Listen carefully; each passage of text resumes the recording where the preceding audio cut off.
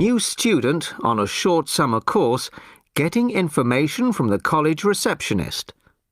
First, you have some time to look at questions 1 to 5.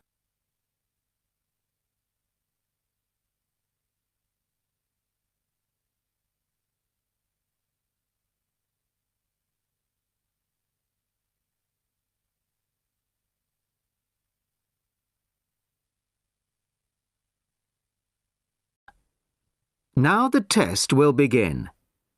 You should answer the questions as you listen, as you will not hear the recording a second time. Listen carefully to the first part of the conversation and answer questions 1 to 5. Sorry to keep you waiting. OK, here's the information you need. On the first page, there's some info about the college, the facilities, the courses on offer, etc. Then, on these blue pages here, there's an outline of the social activities. You see there, OK? Yes. Now, this part of the booklet here, the yellow pages, that's the main program starting at 9 a.m. tomorrow. 9 a.m., okay. So all the new students will be gathering in Herville Hall at 9 o'clock. Sorry, where? Herville Hall. I'll spell it for you. It's Hervill, and then Hall for hall, of course. It's the big white building by the entrance. Okay, I've seen it. Right. Anyway, you'll be in there for an hour. First, the Director of Studies will explain the various courses we offer and the requirements for them. Then for the second half hour, the social organiser will tell you more about the social program and Saturday excursions. Is that all clear? Yes, I think so. Then where do I go after that? Yes, OK. After the talks in the hall, there's a break. And then at 11:15, go to classroom 4 to have a placement test. 11:45. This placement test is to find my level in English? Exactly. Then, after the test, all the new students are invited to a special welcome lunch. In the cafeteria? No, not for the welcome lunch. It's in a restaurant near the school, an Indian restaurant. Oh, okay. I don't think I've ever tried Indian food. Do you like spicy food? Yes, I do. Then you'll love Indian. Before you hear the rest of the conversation, you have some time to look at questions 6 to 10.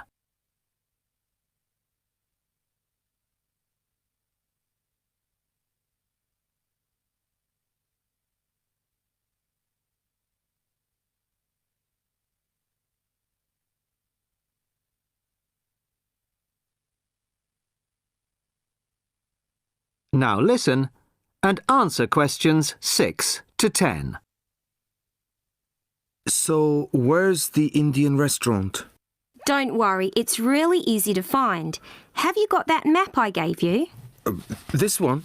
Yes, that's it. See here, the main entrance to the school? Yes? Well, don't go out of there. There's a smaller entrance here, round the back.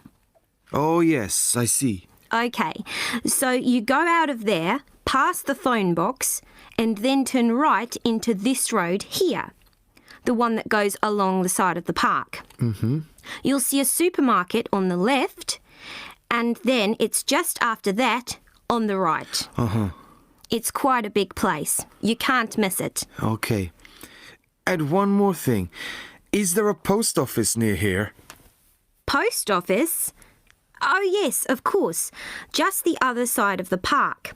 Go through the middle of the park, and it's there by the park entrance. Thanks a lot. You're welcome. Oh, there's a good cafe near here too. Very popular with the students. Just there. You go out of the main entrance into Varley Road, then turn left at the bank, and it's at the end of the street. They do amazing coffee. That's great. Thanks very much. No problem. Enjoy your course. Thanks again. Bye.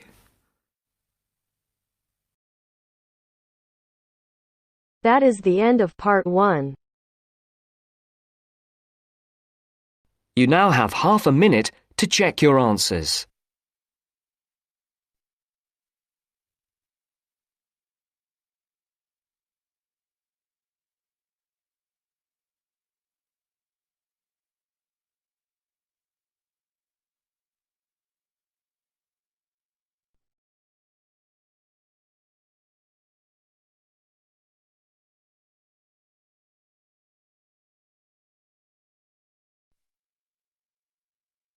Now turns to Part 2. Part 2.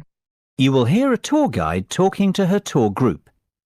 First, you will have time to look at questions 11 to 15.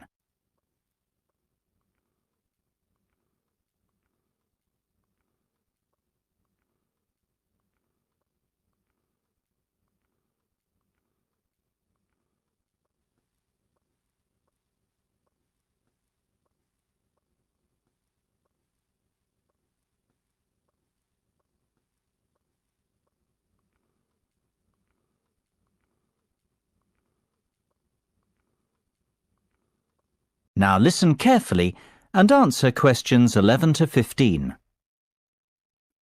Well, we certainly have a busy day ahead of us, so let's get started, shall we? You'll find a map of the museum with the itinerary I've just handed out. The museum's our first port of call, so let's have a look at the map now. The door on the right of the entrance hall leads into the gift shop and ticket centre. Once we pick up our entrance tickets, I'd ask everyone to deposit their bags and coats in the cloakroom, which is located towards the back of the gift shop and ticket centre. If you want to pick up an information leaflet, you can approach the information desk situated along the right-hand side. Now, once you come back into the entrance hall, the door on the opposite side to the gift shop leads into the art gallery. There is a special exhibition on there at the moment which is not to be missed. If you continue on up the entrance hallway, that leads into the main exhibition centre. At the back left-hand side, there are some toilets. Beside the toilets, you'll find the 3D theatre. I strongly recommend that you make time for the 30-minute presentation in the theatre. It is well worth a viewing. Running along the right-hand side of the main exhibition centre is the Modern Art Studio. Here, not only can you view some of the most famous works of the 20th century, but you can also sit in on a workshop run by a local artist. So, that's the Art Museum. Before you hear the rest of the discussion, you have some time to look at questions 16 to 20.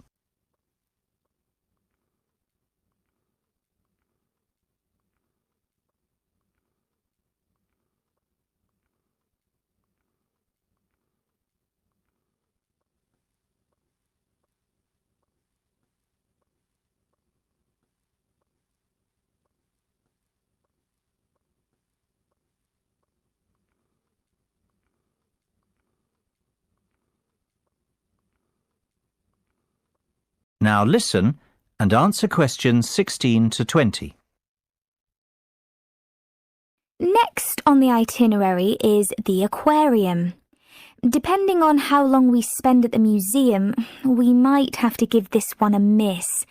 It's not what I'd call a highlight of the day, but it would be a shame if we didn't get to see it, as it's en route to the Solheim Country Club, where we're booked in for lunch at 1 o'clock. Originally, we had planned to stop off at the Milltown Winery afterwards, but we've had to scrap that plan. Otherwise, we'd never get to the Zoological Gardens before closing time. We have pre-booked the gardens and must be there by 2:30, so no dilly-dallying please after lunch. Straight back onto the bus. The gardens close at 3:30, so we've an hour there, which should give us ample time to look around. Time allowing, we'll stop off at the famous Stout Brewery after that, if traffic isn't too heavy, and we're in Lincoln before 5. If not, we'll head straight for the National Concert Hall, where you're in for a real treat of an evening, with a performance from the world-renowned cellist, Andrei Borovsky. We have to be in our seats by 6:30 sharp. After that, it's back to the hotel for the night, where a buffet meal will be waiting for us at 8:30, or whenever we get back. That is the end of part 2. You now have half a minute to check your answers.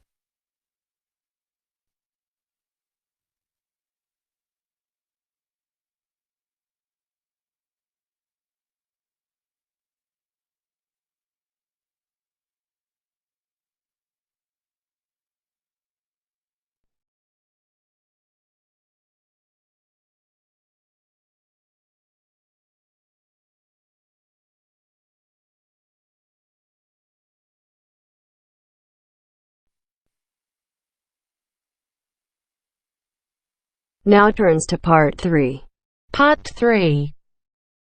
You are going to hear a lecture about the Miners Hotel. First, you have some time to look at questions 21 to 24.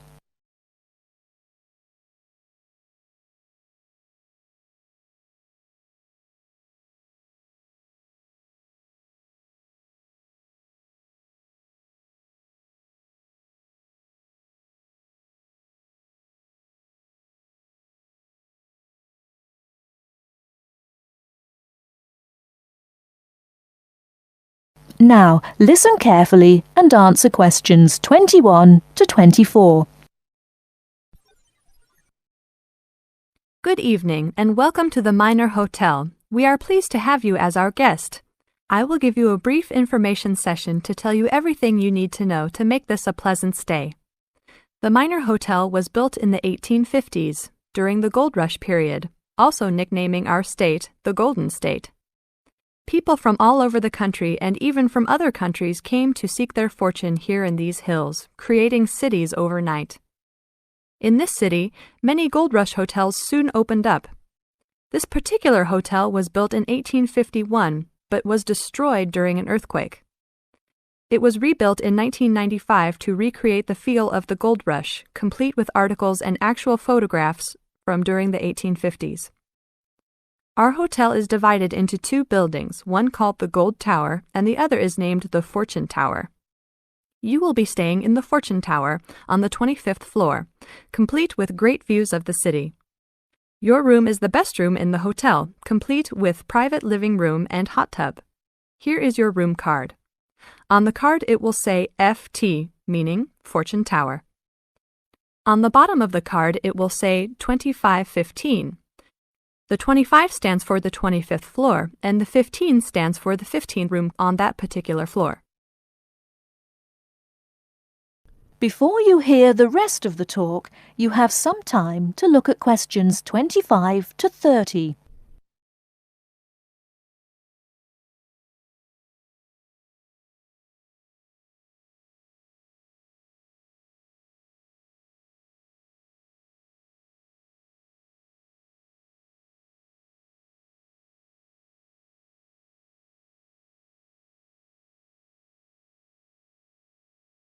Now listen and answer questions 25 to 30.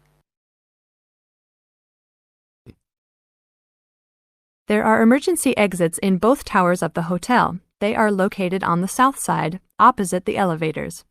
Please use these in case of a fire or other emergency. We have some special events happening this week. Our Miners Diner is offering a special Miners Buffet dinner this Friday and Saturday for only $20 per person. This special includes all food, not including drinks and alcohol, and shows for the night. The buffet will be available from 5 to midnight. Because of the historical significance of our hotel, there are some special rules. The first rule is that there is no smoking allowed anywhere in the building, not even in your own room. This is not only to ensure the safety and health of our guests, but also the furniture and pictures can be easily damaged by smoke and other harsh treatment. Please remember that there are items of furniture over 100 years old here, so respect the rules by not smoking. Secondly, please do not take pictures using a flash of any of the drawings and paintings in the rooms or hallways, as they are old and fragile. We are doing our best to preserve a national treasure, so please help us in doing so. Lastly, you will only have one set of towels and bed sheets per 3 days. This is to conserve the water supply, as there are frequent droughts this high up in the hills. If there are any further questions, the staff of the hotel will be available to answer your questions. In the event that no one is able to answer your questions, I will also be available from 8 a.m. to 5 p.m. each day in the concierge. I hope you enjoy your stay here with us. Thank you very much. That is the end of part 3. You now have half a minute to check your answers.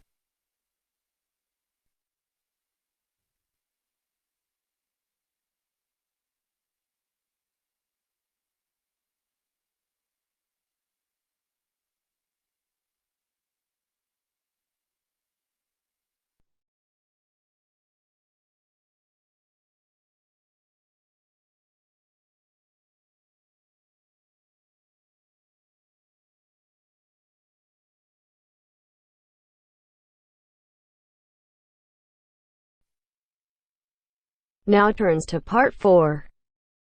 Part 4. You will hear a part of a lecture about learning and bilingualism. First, you have some time to look at questions 31 to 40 on pages 44 and 45.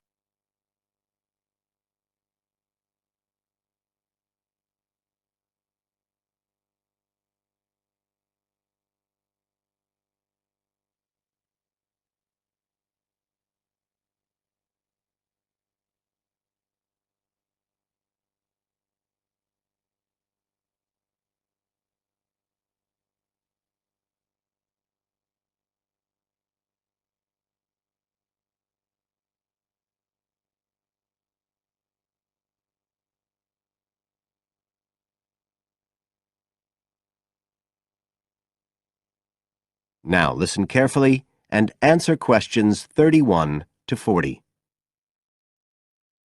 When we look at theories of education and learning, we see a constant shifting of views as established theories are questioned and refined or even replaced, and we can see this very clearly in the way that attitudes towards bilingualism have changed. Let's start with a definition of bilingualism, and for our purposes today, we can say it's the ability to communicate with the same degree of proficiency in at least 2 languages. Now, in practical terms, this might seem like a good thing, something we'd all like to be able to do. However, early research done with children in the USA in fact suggested that being bilingual interfered in some way with learning and with the development of their mental processes. And so in those days, bilingualism was regarded as something to be avoided, and parents were encouraged to bring their children up as monolingual, just speaking one language.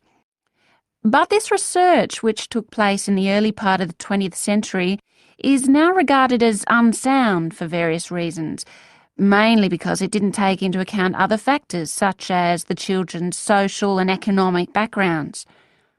Now, in our last lecture, we were looking at some of the research that's been done into the way children learn, into their cognitive development, and in fact we believe now that the relationship between bilingualism and cognitive development is actually a positive one. It turns out that cognitive skills such as problem solving, which don't seem at first glance to have anything to do with how many languages you speak, are better among bilingual children than monolingual ones. And quite recently, there's been some very interesting work done by Ellen Bialystok at York University in Canada. She's been doing various studies on the effects of bilingualism, and her findings provide some evidence that they might apply to adults as well. They're not just restricted to children.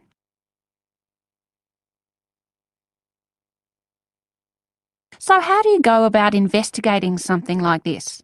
Well, Dr. Bialystok used groups of monolingual and bilingual subjects aged from 30 right up to 88. For one experiment, she used a computer program which displayed either a red or a blue square on the screen. The coloured square could come up on either the left-hand or the right-hand side of the screen. If the square was blue, the subject had to press the left Shift key on the keyboard, And if the square was red, they had to press the right shift key. So they didn't have to react at all to the actual position of the square on the screen, just to the colour they saw. And she measured the subjects' reaction times by recording how long it took them to press the shift key and how often they got it right. What she was particularly interested in was whether it took the subject longer to react when a square lit up on one side of the screen, say the left, and the subject had to press the shift key on the right-hand side. She'd expected that it would take more processing time than if a square lit up on the left and the candidates had to press a left key. This was because of a phenomenon known as the Simon effect, where basically the brain gets a bit confused because of conflicting demands being made on it. In this case, seeing something on the right and having to react on the left. And this causes a person's reaction times to slow down. The results of the experiment showed that the bilingual subjects responded more quickly than the monolingual ones. That was true both when the squares were on the correct side of the screen, so to speak, and even more so when they were not. So bilingual people were better able to deal with the Simon effect than the monolingual ones. So what's the explanation for this? Well, the result of the experiment suggests that bilingual people are better at ignoring information which is irrelevant to the task in hand and just concentrating on what's important. One suggestion given by Dr. Bialystok was that it might be because someone who speaks two languages can suppress the activity of parts of the brain when it isn't needed. In particular, the part that processes whichever language isn't being used at that particular time. Well, she then went on to investigate that with a second experiment. But again, the bilingual group performed better. And what was particularly interesting, and this is, I think, why the experiments have received so much publicity, is that in all cases, the performance gap between monolinguals and bilinguals actually increased with age, which suggests that bilingualism protects the mind against decline. So, in some way, the lifelong experience of managing two languages may prevent some of the negative effects of ageing. So that's a very different story from the early research. So what are the implications of this for education? That is the end of part 4. You now have half a minute to check your answers.